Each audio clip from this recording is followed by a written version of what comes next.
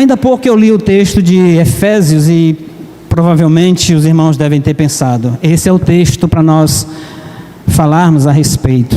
Mas se observarem no texto que não foi lido, nada tem a ver com a primeira palavra ou expressão que eu falei antes da apresentação de nossos visitantes, dessas duas famílias maravilhosas, que é benefício. Benefício é algo muito agradável. Quem não gosta de receber um presente?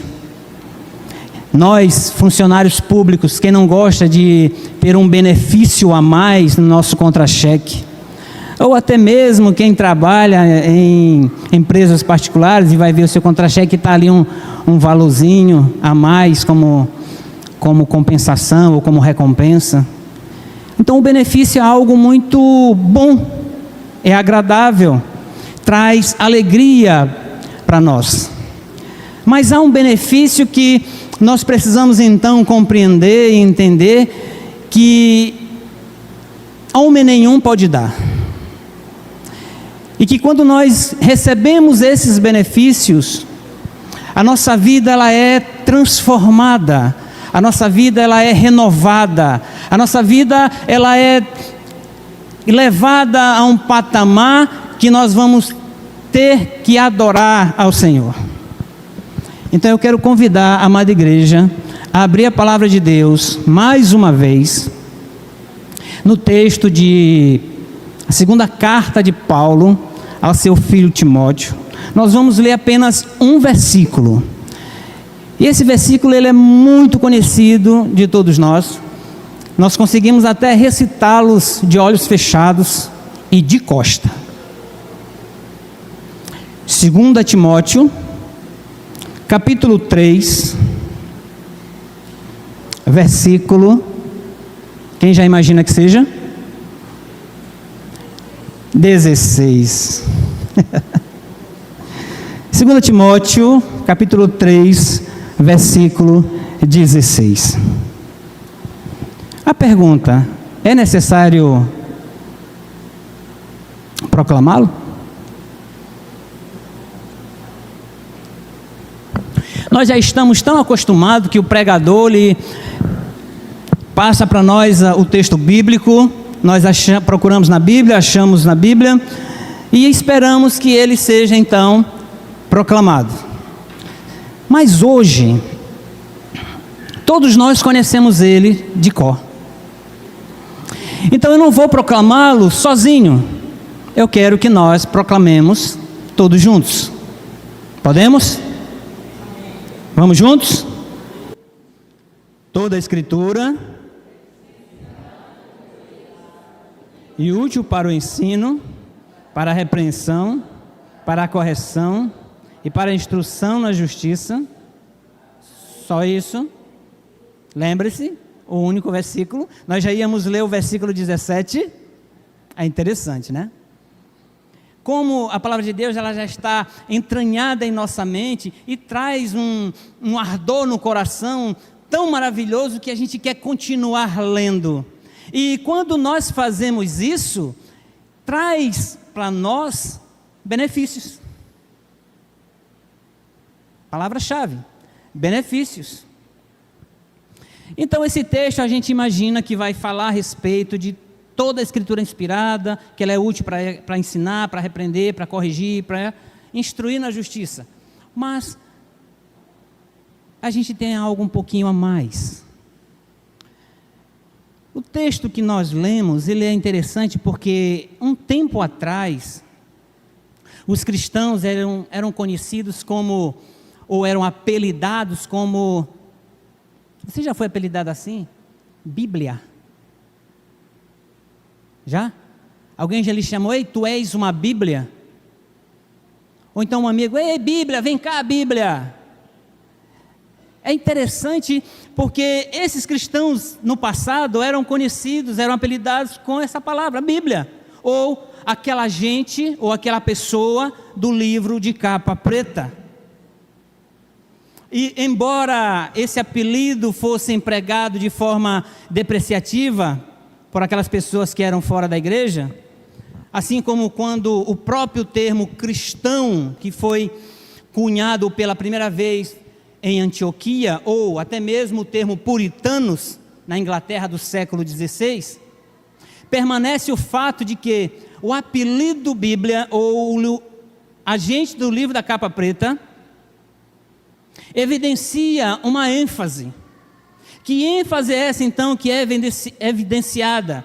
Evidencia valores, evidencia crenças daquele povo. De alguma maneira, de alguma forma, o motivo daquela, que nós podemos dizer que eles tinham ideia de chamar de chacota, era também o que tornava aqueles cristãos, aqueles irmãos, distinto de todo o mundo em que eles viviam. Porém, nos nossos dias, é triste e é uma pena que essa distinção que havia no passado já não seja mais tão evidente nos nossos dias. Termos que serviam de chacota no passado e que evidenciava valor, crença, hoje não evidencia mais. Ninguém na nossa geração, nos nossos dias, nos nossos tempos, toma um apelido desse. Por quê? Porque nós, como cristãos, não mais recitamos a palavra de Deus no mundo. Nós nos acostumamos, nós nos acomodamos ao mundo, nós nos ajustamos ao mundo e esquecemos que nós somos o que somos em Cristo Jesus e deixamos de fazer a distinção, a diferença no mundo. Quando nós lemos a história dos puritanos, nós vemos quanto eles se debruçavam na palavra de Deus, quanto eles se entregavam a proclamar a palavra de Deus, quanto eles se mostravam e as pessoas percebiam o quanto eles eram diferentes dos outros.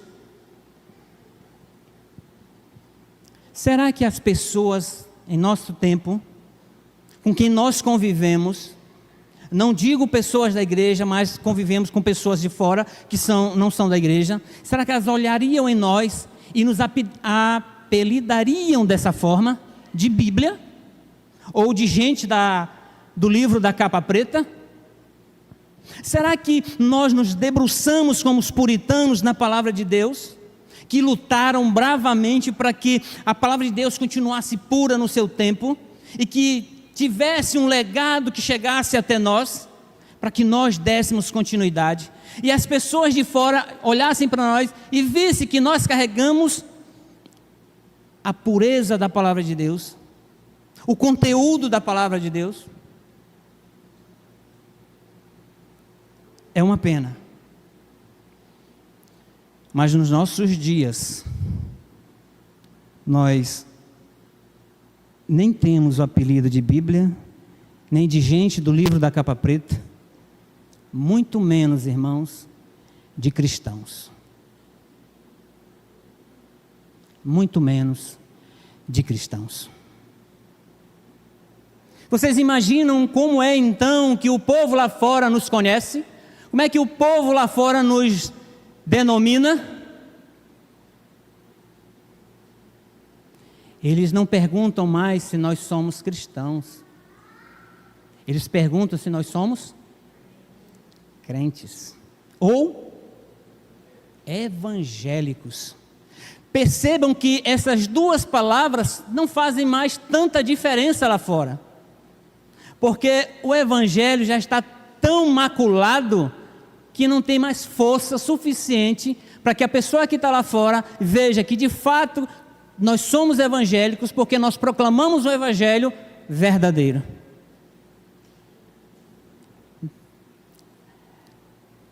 Mas seria excelente se nós recebêssemos esses dois ou esses três apelidos que eu disse ainda há pouco: de Bíblia, de gente do livro da capa preta e principalmente de cristãos.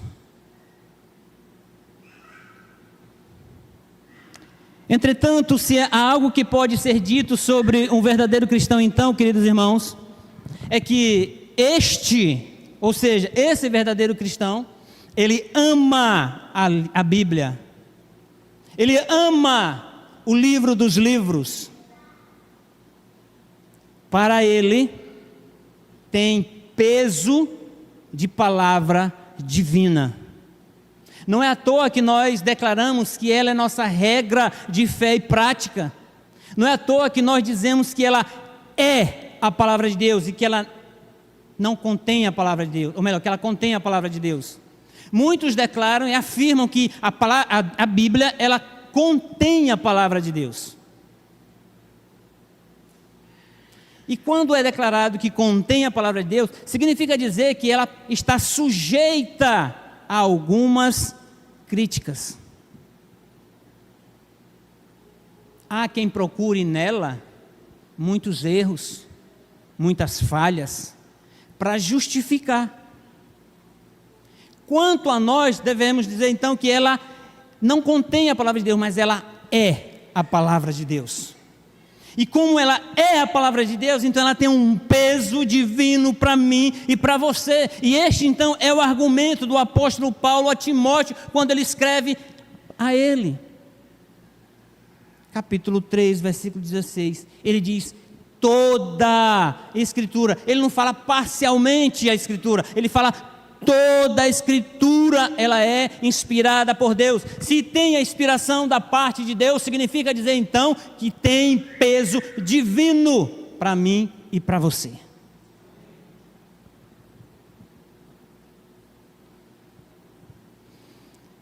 E uma única sentença, Paulo então afirma de forma clara, inquestionável, que além de ter peso divino, ela é autoridade absoluta sobre a sua igreja.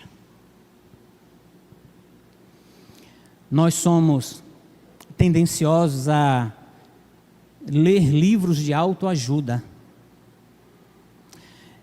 e colocamos a nossa fé nesses livros. E muitas vezes não percebemos que estamos deixando aquilo que é essencial, a leitura essencial para nós, de lado. E queremos seguir os livros de autoajuda. E que muitas vezes esses livros, eles assim, agora nós podemos dizer, contêm campanhas, contêm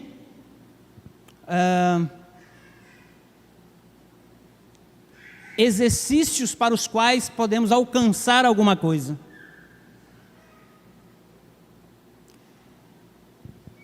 E colocamos o peso divino nesses livros. Hoje foi engraçado, eu tenho algumas bíblias de estudo e algumas de leituras de devocional, e essa aqui é de leitura devocional. E eu tenho vindo esses dias para a igreja, cultuar, eu trago uma outra Bíblia pequenininha, e hoje foi engraçado porque ao vir para a igreja, eu dei a Bíblia e o tablet para minha esposa segurar enquanto eu dirigia o carro, e que quando ela olhou, ela disse: eita, faz tempo que tu não pega essa Bíblia, né? E de fato, mas é porque eu tenho muitas Bíblias? Não. Me passou pela memória o quanto que às vezes eu fico sem pegar a Bíblia e sem ler. E isso traz para mim algo que me deixa preocupado. Porque para trazer a mensagem do Senhor, compartilhar com a igreja, é necessário que estejamos com esse livro em mãos em todo o tempo. E isso foi estalar na memória. E que quando eu estava lendo novamente o texto do sermão, eu disse: meu Jesus, eu estou levando como diz assim do garotinho, um cascudo de Deus. Mas Paulo, ele diz para nós, em uma única sentença, que a Bíblia, ela é a autoridade absoluta sobre sua igreja. E uma vez que ele esclarece e fala a respeito do autor da Bíblia, muitas pessoas dizem que o autor da Bíblia são homens, porque tem um texto que diz que homens foram inspirados por Deus para escrever. É verdade.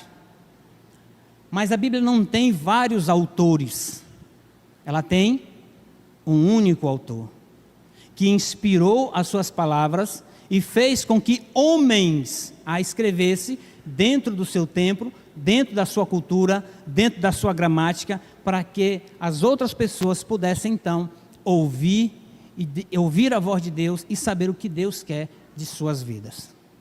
Então Paulo deixa explícito aqui para nós que Deus é o autor da Bíblia, e então ele vai passar a listar como podemos ser, agora a palavra-chave, qual era a palavra-chave?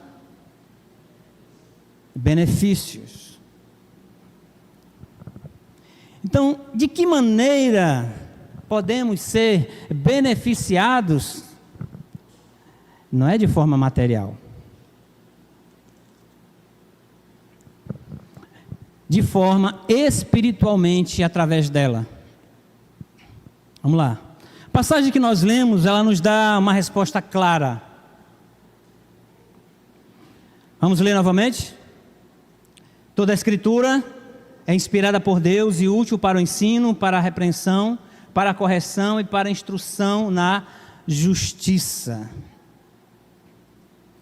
O que é que nós então precisamos observar no texto em que nós lemos?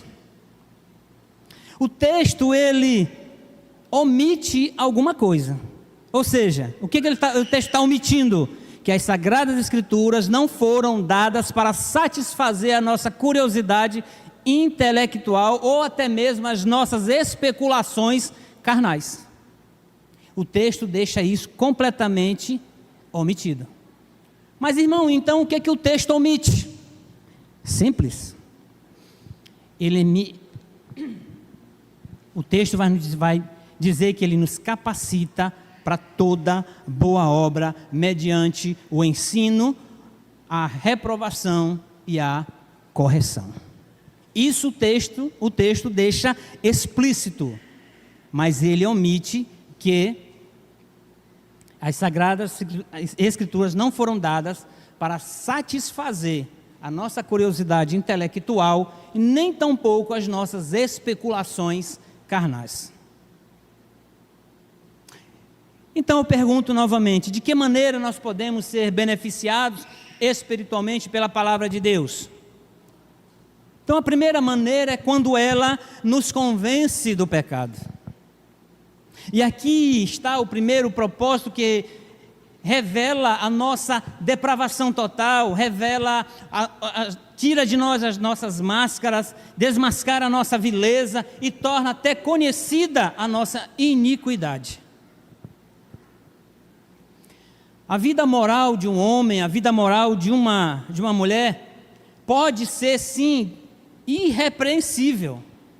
Irrepreensível no seu trato com seus semelhantes, pode ser sem faltas. Entretanto, quando o Espírito Santo aplica a palavra de Deus ao seu coração, aplica a sua consciência, abre-se-lhes os olhos que estão ora fechados pelo pecado, para que perceba então a sua relação e a sua atitude com Deus. Essa pessoa, ela vai exclamar igual a Isaías no capítulo 6. Capítulo 1 até o capítulo 6, do versículo 1 até o 5, Isaías está falando a respeito de povos impuros, de povos de língua impura, e ele não conseguiu ainda olhar para si. Mas quando chega no capítulo, num versículo, que Deus se apresenta para ele, e Isaías olha, ele brada: ai de mim, eu estou perdido, porque habito no meio de um povo de lábios e coração impuro. E é desse modo então, irmãos, que toda a alma verdadeiramente salva é levada a perceber a sua necessidade de Cristo. Lucas capítulo 5, versículo 31, Cristo Jesus diz assim: os sãos não necessitam de médicos, e sim os doentes. Desta feita, então, é somente quando o Espírito aplica a palavra com poder, a pessoa então é levada a sentir-se de forma enferma, e enferma até a morte. Ela nos convence do pecado. E esta convicção que impressiona o coração com o fato de que o pecado produziu tremenda devastação em toda a constituição humana, não se restringe à experiência inicial que precede a conversão. Então, cada vez que Deus exalta a sua palavra ao coração do crente, ele deve ser então levado a perceber quão longe está andando do padrão exigido pelo Senhor. Será que nós já nos perguntamos o que Deus exige de cada um de nós?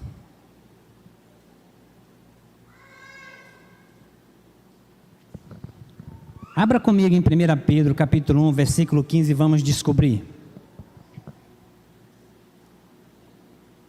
1 Pedro capítulo 1, versículo 15.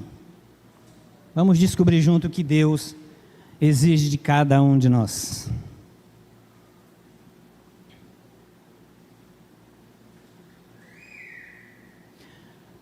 Mas, assim como é santo aquele que o chamou, sejam santos vocês também em tudo o que fizerem, pois está escrito: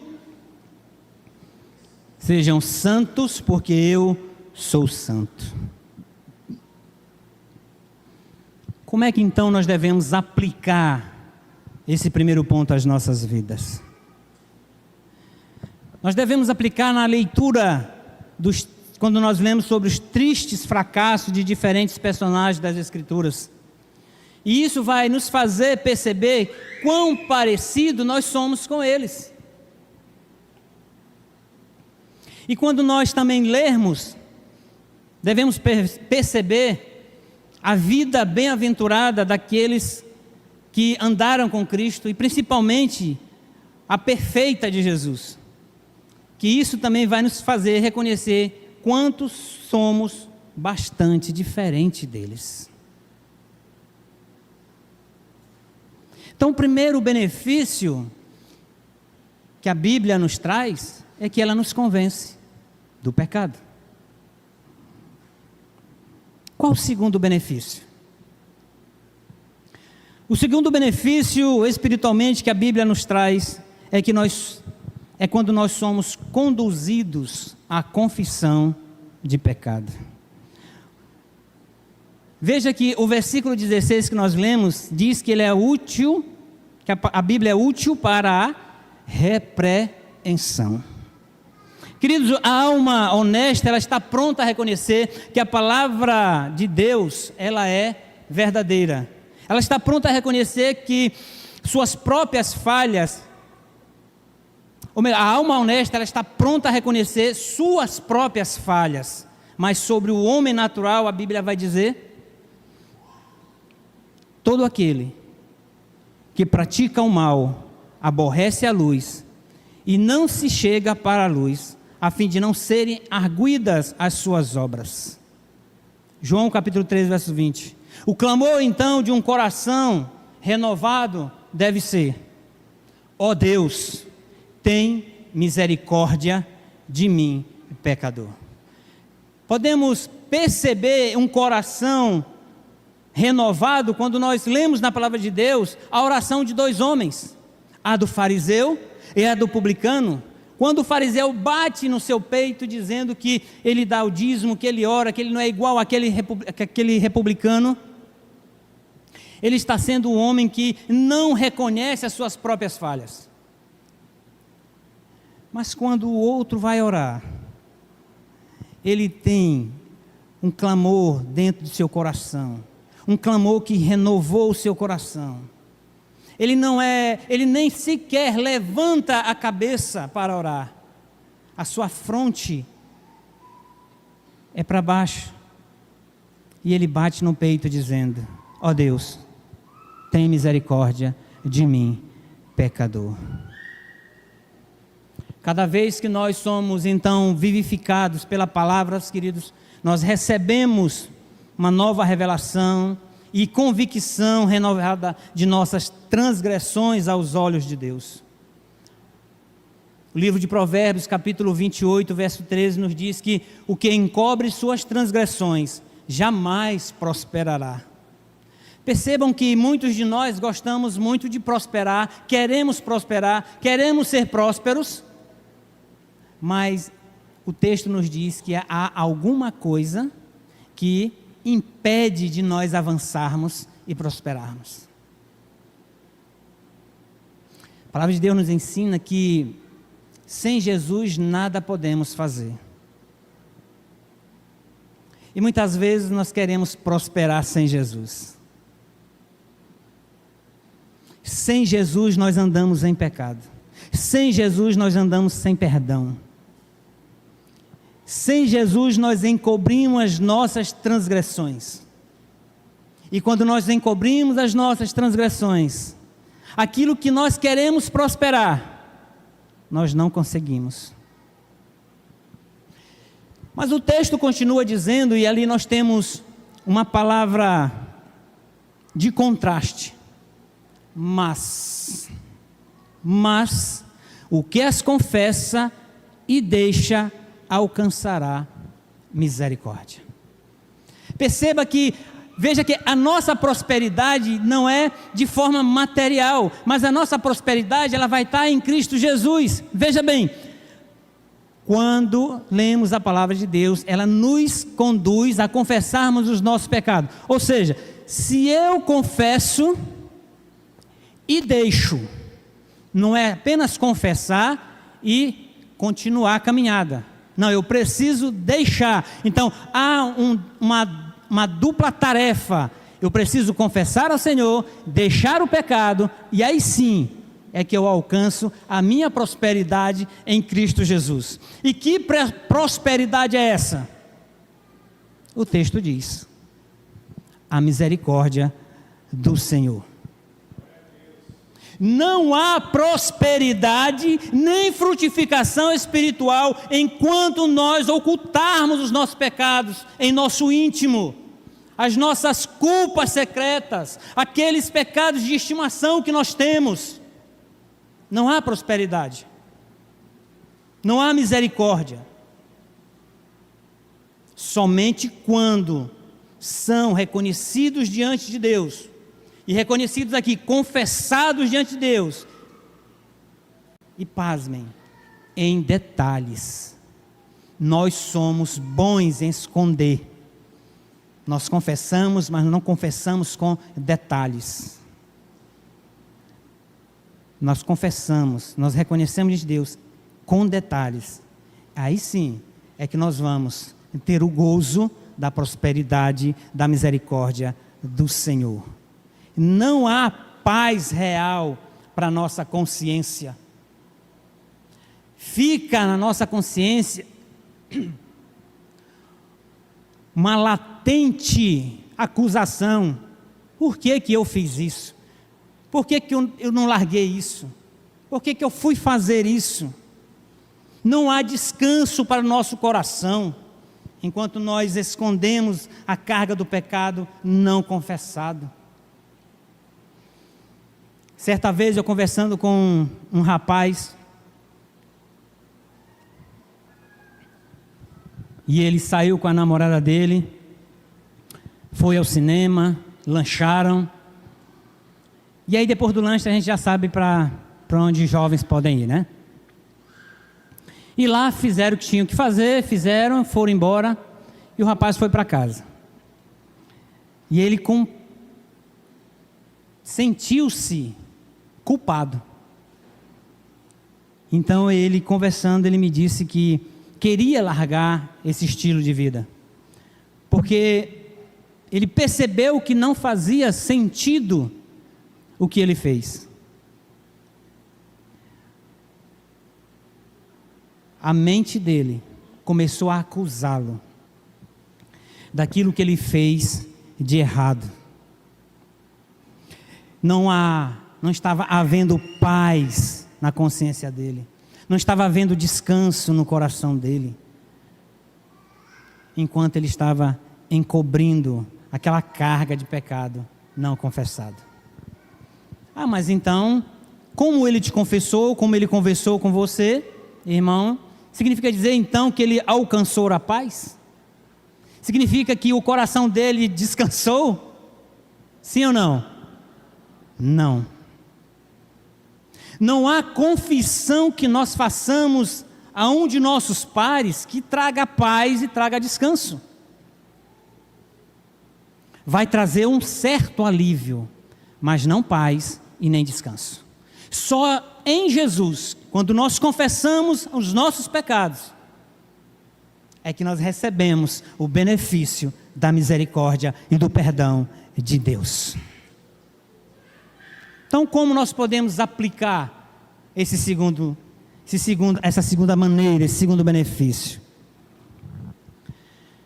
Quando nós lemos a história do rei Davi, nós sabemos o quanto ele foi pecador. E quando ele escreve um Salmo 32, é um salmo de pedido de perdão a Deus. É um salmo de confissão a Deus. Porque tudo o que ele fez, ele escondeu de Deus. E enquanto ele estava escondendo isso de Deus, o que aconteceu com ele? A sua alma começou a definhar. Ele começou a perder a paz que ele tinha com Deus. Ele começou a perder o benefício da misericórdia com Deus.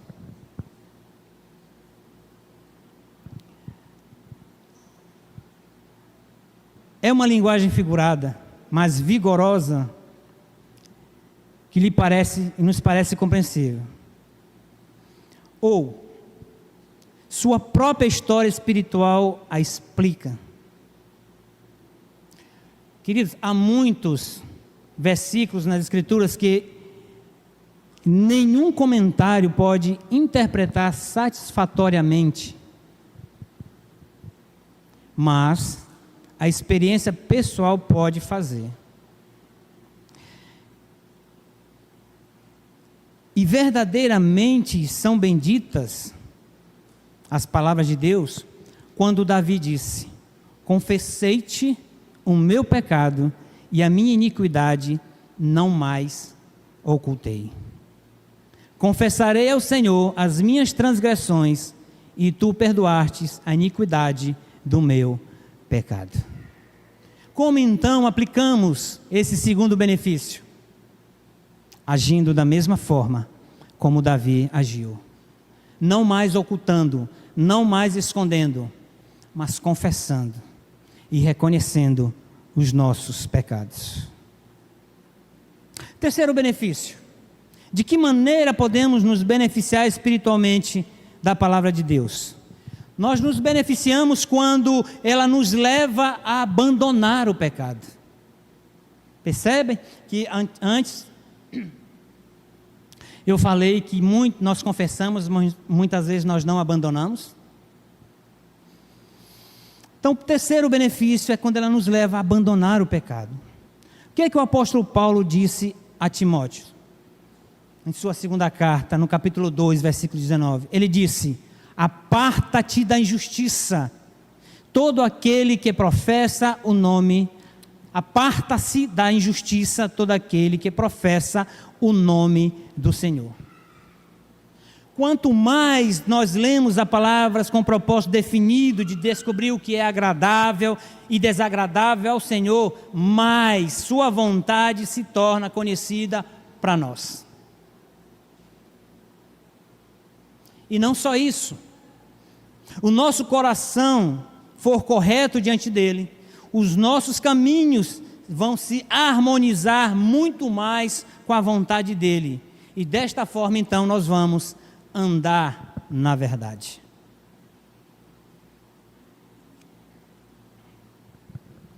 No capítulo 7, versículo 1 de 2 Coríntios, nós temos algo interessante. No finalzinho do 6, nós temos algumas promessas que são preciosas e que são dadas àqueles que se separam do pecado. Vamos ler? 2 Coríntios capítulo 6, nós vamos para o finalzinho dele.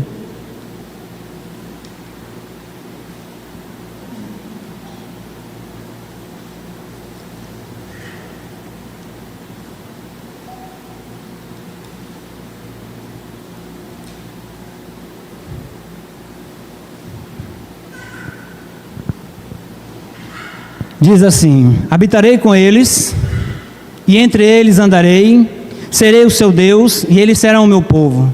Portanto, saiam do meio deles e separem-se, diz o Senhor.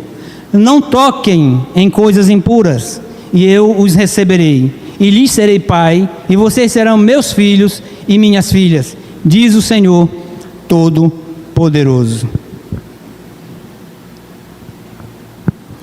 O que nós podemos então observar nessa passagem, a aplicação feita pelo Espírito Santo.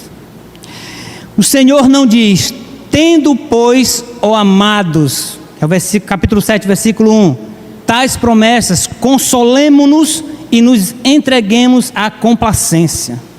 Ele não diz isso. O que ele diz? Tendo, pois, ó amados, tais promessas, purifique-nos de toda impureza, tanto da carne como do Espírito.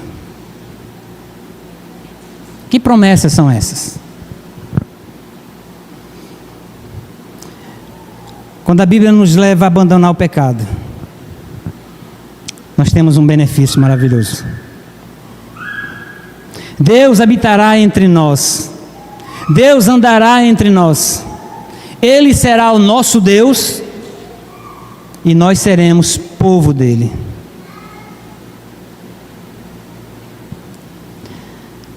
João, quando escreve seu evangelho, irmãos, no capítulo 15, versículo 3, ele diz assim, para mim e para você: vós já estáis limpos pela palavra que vos tenho falado.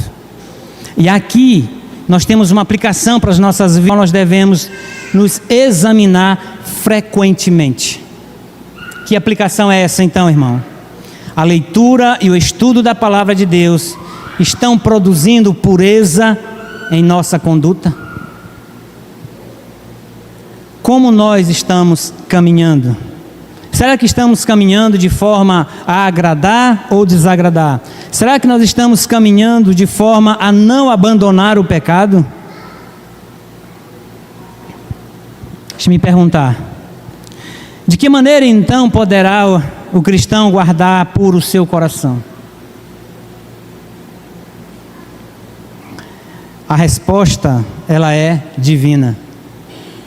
O Salmo 119, 9 diz assim: observando segundo a tua palavra. Mas eu quero dizer para os amados irmãos que não basta somente ler, crer e até memorizá-la. Isso nós fazemos. Existe um passo de suma importância que é necessário fazer para que o benefício de abandonar o pecado seja real em nossas vidas. Qual seja então? É preciso que haja aplicação pessoal da palavra ao nosso coração. Tudo que nós lemos na Bíblia, tudo que nós estudarmos através da Bíblia, precisa ser aplicado aos nossos corações.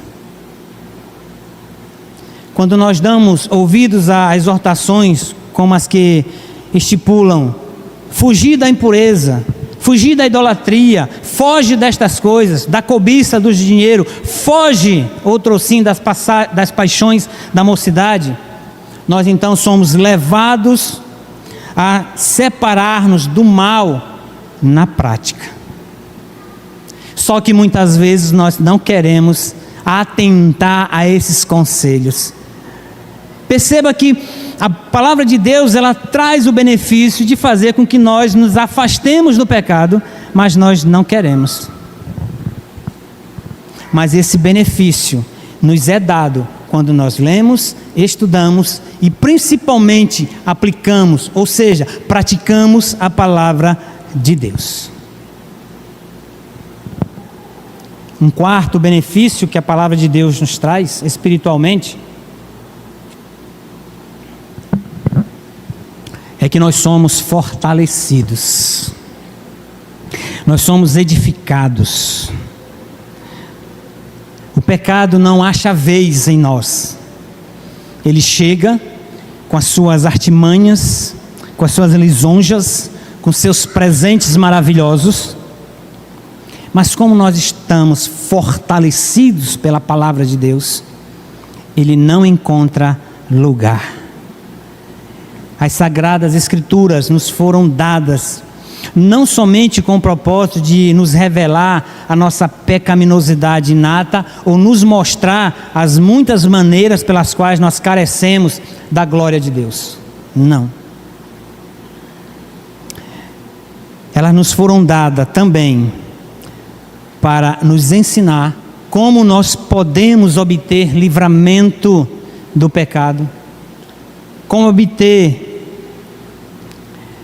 nós podemos ser livres de desagradar a Deus. E aqui, quando lemos no Salmo 119, versículo 11, é o conselho que Deus nos dá, através da sua palavra, de como nós somos fortalecidos contra o pecado. Ele diz: guardo no coração as tuas palavras para não pecar contra ti. Quando lemos no livro de Jó, Jó nos orienta, salientando no capítulo 22, versículo 22, dizendo assim: aceita, peço-te, a instrução que profere e põe as suas palavras no teu coração. Perceba quantos benefícios nós recebemos quando temos a palavra de Deus em mãos, de forma espiritual. Então o que precisamos é especificamente os mandamentos, as advertências, as exortações bíblicas, para que sejamos como um tesouro particular. Devemos sim memorizá-los, meditá-los, orar a respeito deles e principalmente praticá-los. A única maneira eficaz de se evitar que um campo seja invadido por ervas daninhas é semear nela a boa semente. Meu coração, seu coração, minha mente, sua mente é terreno para ser plantado a semente boa ou a semente ruim. Que semente nós estamos plantando em nossa mente e em nossos corações?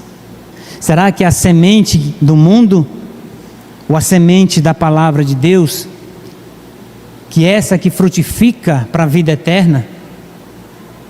Ou a semente do mundo que frutifica para a morte eterna?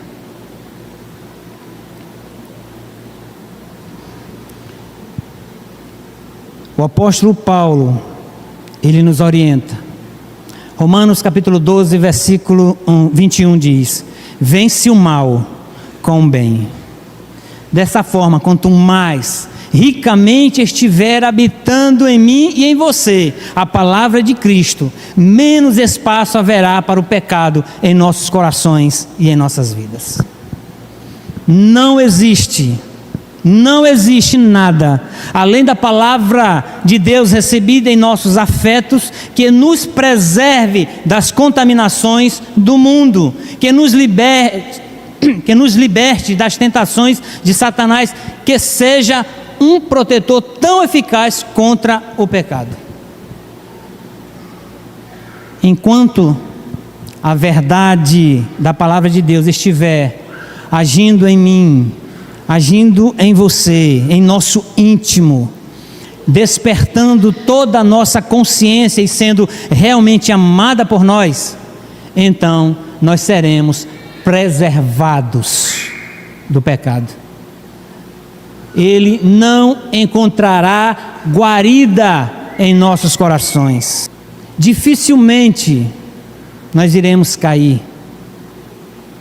Não estou dizendo que não cairemos, mas dificilmente. Como podemos aplicar então esse quarto benefício? Todos nós conhecemos a história de José.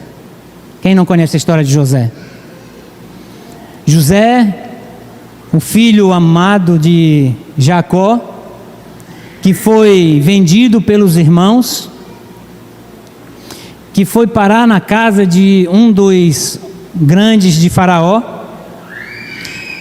chamado Potifar, e lá ele se tornou o mordomo de Potifar. Potifar confiava tanto em José que deixou todas as coisas sobre os seus cuidados. Como era José? Bonito, inteligente, formoso, uma boa aparência, um bom porte. Tudo isso provocou, chamou a atenção da esposa de Potifar. A esposa de Potifar então desejou José, e por diversas vezes ela investiu contra José, e José tentando se sair, e conseguia, mas ela deu uma cartada. Mas o que nós temos que aprender aqui com José não é a forma como ele se deixou ser enganado, mas a atitude dele em todos os ataques da esposa de Potifar a ele. Quando nós formos tentados pelas coisas do mundo, como ele foi, quando formos tentados pela carne, como ele foi tentado pelo próprio diabo, como foi, nós devemos então responder de forma convicta como ele. Como, pois, cometeria eu tamanha maldade e pecaria contra o meu Deus? A palavra de Deus então deve estar sempre em nossos corações, para que sejamos sempre fortalecidos e assim prevaleceremos sobre os nossos desejos.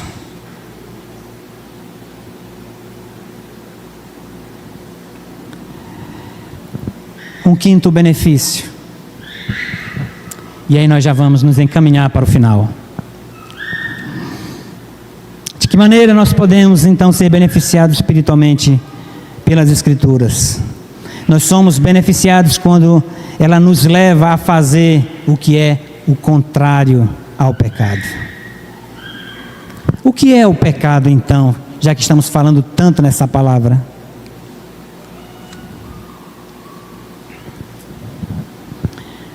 João capítulo 3, versículo 4, diz que pecado é a transgressão da lei de Deus. Deus está dizendo para mim e para você, faça isto, mas o pecado replica, não quero. Deus diz, não faça isto, e o pecado responde, não quero. Dessa forma então o pecado ele é uma rebeldia contra Deus, é a determinação de seguirmos o nosso próprio caminho, o nosso próprio entendimento, os nossos próprios desejos, as nossas próprias concupiscências, é seguir a nossa soberba. E quando nós entendemos o conceito de pecado, isso vai nos capacitar a entender que o pecado é um tipo de anarquia no campo espiritual e pode ser então comparado com o ato de sacudir, não me interpretem mal, uma bandeira vermelha no rosto de Deus.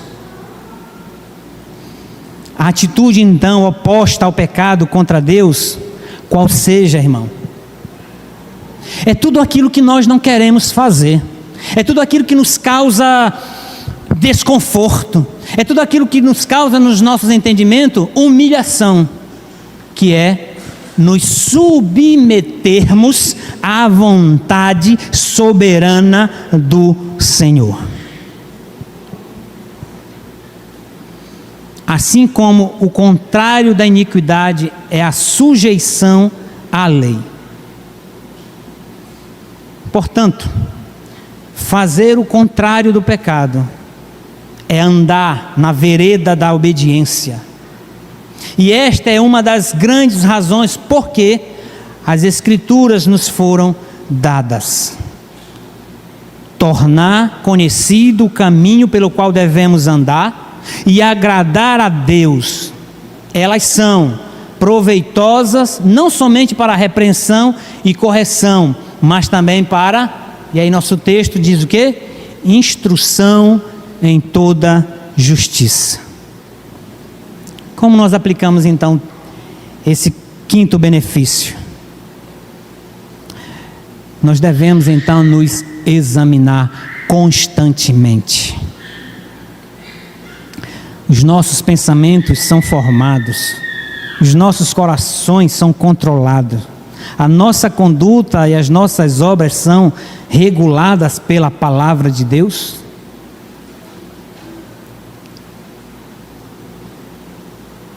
Tiago 1:22.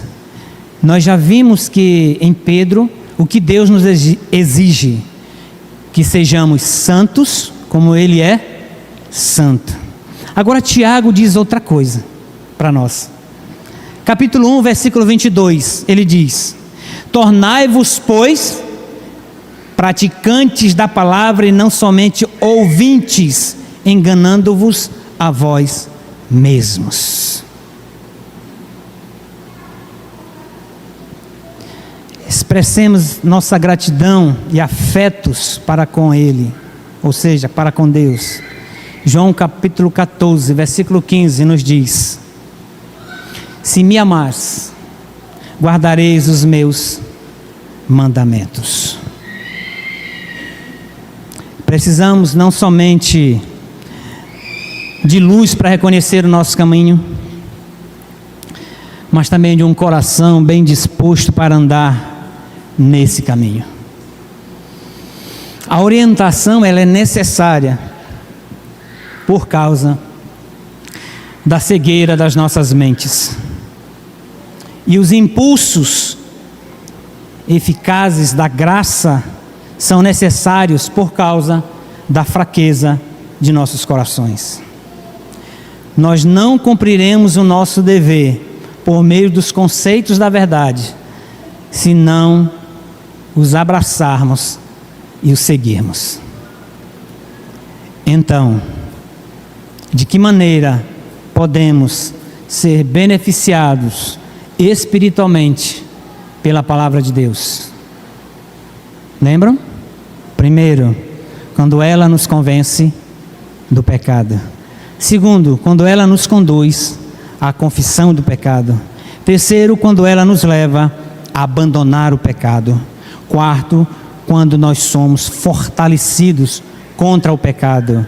E quinto, quando nos leva a fazer o que é contrário ao pecado. Nós somos beneficiados. Amém.